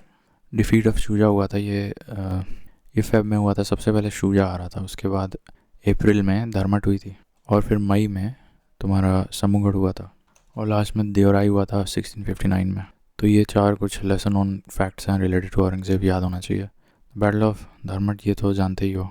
अच्छा, अगर हम ऐसे पूछें धर्मट को हुआ था डायरेक्टली, तो याद होना चाहिए अप्रैल 1658 अप्रैल में, जबकि शुजा वाला बनारस का हुआ था फरवरी में, और समूहगढ़ वाला हुआ था मई में, और दियोराई वाला तो 1659 में हुआ था। द बैटल ऑफ धर्मट बता दी, Aurangzeb defeated Jaswant Singh the king of Jodhpur in the battle of Dharmat 1658। तो ये जसवंत सिंह के साथ हुआ था जोधपुर का। Dharmat was situated in the state of Madhya Pradesh. ये भी पूछ सकता है धर्मट कहाँ पे है, तो MP में है। And Dara Shikoh was buried, इनका भी टॉम पूछ लेता है कई बार, दिल्ली में बरिड हुए थे। Mughal prince who took refuge in Srinagar Garhwal, तो ये सुलेमान शिकोह थे, इनके भाई नहीं बेटा था। ये दारा शिकोह का बेटा जो है ये गढ़वाल इलाके में छुप के भाग गया था after Dara Shikoh was defeated by Aurangzeb. तो सुलेमान शिकोह कहाँ छुपा था? श्रीनगर गढ़वाल, श्रीनगर वाले इलाके में। इसका नाम था Sulaiman Shikoh, son of Dara Shikoh. The son of Aurangzeb who revolted against his father, तो ये मोहम्मद अकबर थे। The Mughal general who sign the treaty of Purandar 1665 with Shivaji, तो ये जय सिंह थे। हालांकि ठीक है, ये क्लियर हो गया। एक सेकंड पॉज ले रहे हैं। अब ये है कि the Mughal emperor was known as Zinda Pir. जिंदा पीर तो इन्हीं को बोलते थे औरंगज़ेब को। The first Mughal ruler who fought against the British was, जो पहले ऐसे थे तो वो भी औरंगज़ेब। ये भी अच्छा सवाल है। The first Mughal ruler who fought against the British ruler was fought against the British, तो ये औरंगज़ेब थे। बट शाहजहाँ ने भी हुगली में कुछ तो किया था, देख लेना, पता नहीं कौन सा सही माना जाना चाहिए। 1631 में कुछ तो किया था शाहजहाँ ने। Anyways, Aurangzeb got the victory over Bijapur in the year 1686। तो बीजापुर धर लिया था औरंगज़ेब ने 1686 में। And the two states that were conquered by Aurangzeb in the Deccan, they were Bijapur and Golconda. And the ruler of Golconda when Aurangzeb seized the fort of Golconda in 1687। तो गोलकोंडा में उस वक्त अबुल हसन कुतुब शाह थे। कुतुब शाह कीवर्ड से पकड़ लोगे, Qutub Shah belongs to the Golconda. Abul Hasan उनका पहला नाम था। 1687 में गोलकोंडा हुए थे, और 1686 में बीजापुर हो गया था औरंगज़ेब के द्वारा। Now the Mughal emperor who had the highest number of Hindu generals in the Mughal army, तो ये भी औरंगज़ेब है। Clear.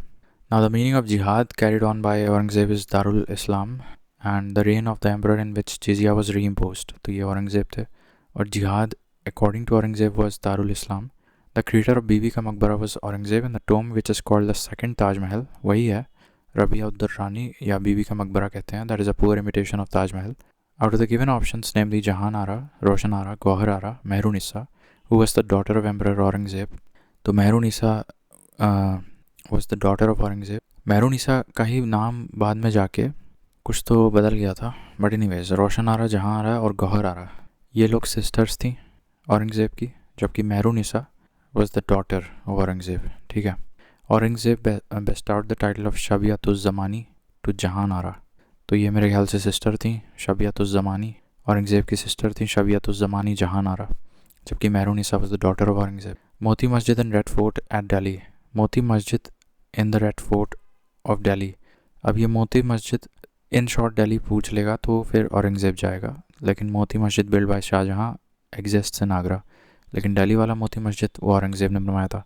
And saint Ramdas is associated with which period of rule, saint Ramdas थे कोई, ये मराठा से जुड़े हो सकते हैं। अब ये कंटेम्प्रेरी हैं औरंगज़ेब के रूल के से समय बिलोंग करते थे, सेंट रामदास। ठीक है, तो ये हो गया, इसको रिवाइज करते रहना। ऑलराइट, तो अब ये थोड़ा सा रह गया है स्टार्टिंग का, बाबर के बारे में थोड़ा स्किप हो गया था। Alam Khan, one of those who invited Babur to invade India, he was, who was he? तो आलम खान कौन था? अब Alam Khan he was uncle of Ibrahim Lodi, मतलब इब्राहिम लोदी के चाचा थे।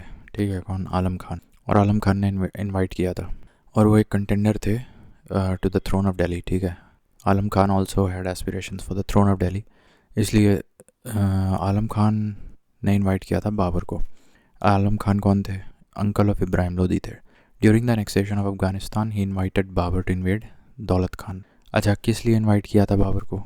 पहली बात तो ये annexation of Afghanistan, he invited Babur to invade India. एक सेकंड, ये कुछ confusion हो रहा है. One of Alam Khan, one of those who invited Babur to invade India was Alam Khan. One of those who invited Babur to invade India was an uncle of Ibrahim Lodi and a pretender to the throne of Delhi. Now, is Alam Khan and Daulat Khan same personality? ये देखना होगा. Alam Khan and Daulat Khan were key figures in political turmoil at the end of the Lodi dynasty and the establishment of Mughal Empire. तो दोनों Afghans nobles थे, and who conspired against the Lodi Sultan Ibrahim Lodi and invited the Timurid ruler Babur to invade India.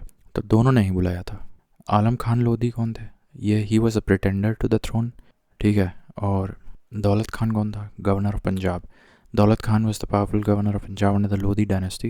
He had served the dynasty loyally for years but became disillusioned and fearful of Ibrahim Lodi's tyrannical and suspicious nature, instigated the invasion. Fearing that Ibrahim intended to remove him from his governorship, Daulat Khan sent his son, Dilawar Khan, to Babur in Kabul to offer his allegiance in exchange for assistance against the Ibrahim Lodi. So when Babur's forces arrived and captured Lahore, Daulat Khan was disappointed that Babur did not give him control of the city. He went into hiding and attempted to regain power, but Babur returned and besieged his fortress. Daulat Khan was captured and died shortly thereafter. तो कुल मिला के ऐसा है कि दौलत खान यहाँ पे, हालांकि देखो अगर पूछे क्वेश्चन में कि किन दोनों ने बुलाया था, तो आलम खान ने भी बुलाया था. He was a pretender to the throne of Delhi. और दौलत खान ने भी बुलाया था. But Daulat Khan was a governor of Punjab under the rule of Ibrahim Lodi. Now Daulat Khan, during the annexation of Afghanistan by Babur, मेरे ख्याल से बाबर की मदद की थी, तो अब बाबर को बुलाया इसने इंडिया पर अटैक करने के लिए. बट बीच में कुछ हुआ था कि Babur had to go against Daulat Khan as well, and Babur ने इसको भी हरा दिया. एनीवेज, तो बुलाया दोनों ने था, बट दोनों के इंटरेस्ट्स अलग थे. The Mughal rulers of medieval India, तो ये इनका ओरिजिन चगटाई टर्क है. Out of the given names, namely Abdullah Khan Uzbek, Shaibani Khan, Ubaidullah Khan and Jani Beg, who defeated Babur in the battle of Sarepul. अब ये बैटल ऑफ सारेपुल कौन सा है भाई? ये है ना, शाइबानी खान ने हराया था बाबर को. Who defeated Babur in the battle of Sarepul, तो ये शाइबानी खान थे. The first battle of Panipat was fought between Babur and Ibrahim Lodi 1526, and the main reason for Babur's victory in the Battle of Panipat was his skilled warfare. Out of the given battles, namely first Battle of Panipat, Battle of Khanwa, Battle of Plassey, and third Battle of Panipat, where was artillery used for the first time? पहली बार तो इसमें ही इस्तेमाल किया गया था first Battle of Panipat में. And the reason of Babur's victory over Ibrahim Lodi was artillery, and Babur defeated in the first Battle of Panipat Ibrahim Lodi. Babur defeated in the first Battle of Panipat Ibrahim Lodi, and that happened in 1526. First Battle of Panipat 1526, Battle of Khanwa 1527, Battle of Kagra 1529, and Battle of Chanderi 1528. तीन और हटा होना चाहिए. चंदेरी 28 में आता है, और Ghaghara Ghaghara is the last one, 1529, and Khanwa is the first one, 1527. The arrival of Babur in India led to establishment of Timurid dynasty in the region, and the battle in which Babur declared jihad. So that was the Battle of Khanwa, that is 1527, the battle after first Battle of Panipat. तो उसमें उस battle को इन्होंने जिहाद का नाम दिया था. I think that was against Khanwa. किसके विरुद्ध था? राणा सांगा के विरुद्ध था मेरे ख्याल से. Out of the given battles, namely Panipat, Khanwa, Chanderi and Ghaghra, in which Rana Sanga fought against Babur, तो वो बैटल ऑफ खानवा था. अभी बताया मैंने. Now the ruler of Mewar who was defeated in the battle of Khanwa by Babur, तो ये राणा सांगा थे, और ये मेवाड़ के रूलर थे. After becoming the Mughal ruler in India, Zahiruddin Mohammad adopted the name of Babur. तो मुगल रूलर इन इंडिया में मुगल रूलर बनने के बाद ज़हीरुद्दीन मोहम्मद, इनका असली नाम ज़हीरुद्दीन था. Babur adopt the title of Padshah for the first time at Kabul. तो पदशाह इन्होंने नाम ग्रहण किया था जब ये काबुल में थे.